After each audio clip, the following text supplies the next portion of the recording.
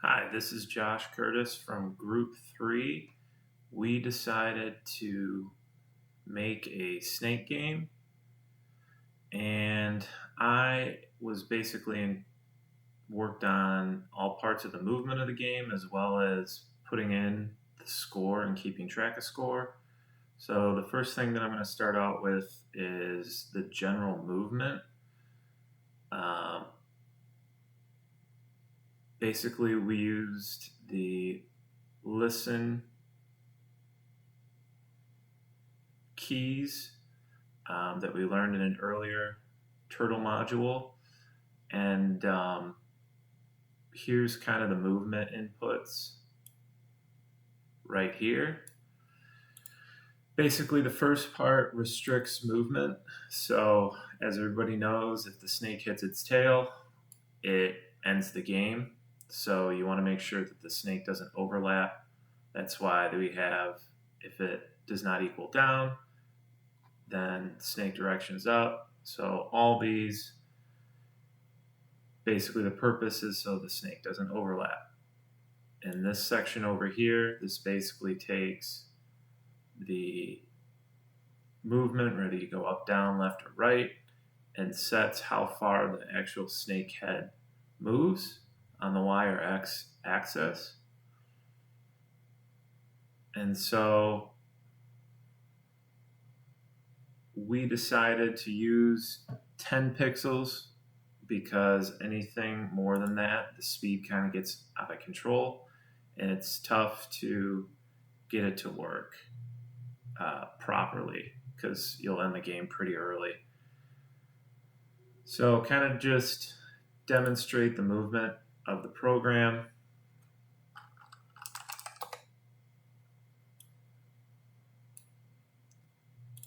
So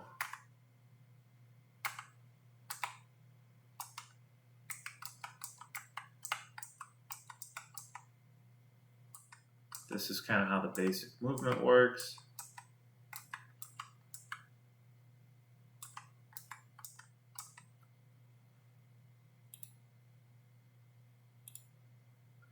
And then next I kind of want to go over the movement of the tail. So this component up here adds the tail, which someone from our group will go over. And then actually this isn't supposed to be there.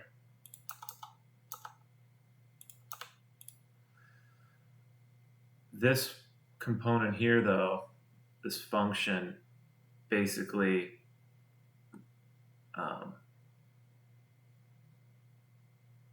basically what it does is it controls the movement for each tail piece. And so each tail piece is its own separate turtle. And the way that you kind of get it to work is it's based off the movement of the head. So essentially the function works and the movement works with the if statements that it starts with the last tail segment and it basically tells that segment to follow the segment in front of it all the way up into the head, and it's kind of broken up into two different parts, the first segment and then the second, or the head I mean, and then the rest of the tail. And that's basically how that works. And then the last component is kind of the score. So you just create a separate turtle and you hide it, and you just type the score in the top hand corner in this component here. And then to kind of keep updating the score, there is, where's it at? So this part of the code deals with the points. When the snake eats the points, it updates the score using this formula, this line of code here.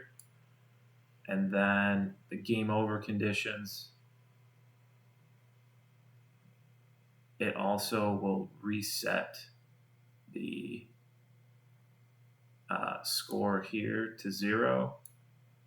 It's one of the game over conditions, and then the other one is here, and it basically references the same thing. So if the snake either hits the border or eats its own tail. And that's basically the components that I worked on and the functionality of the game. That's it.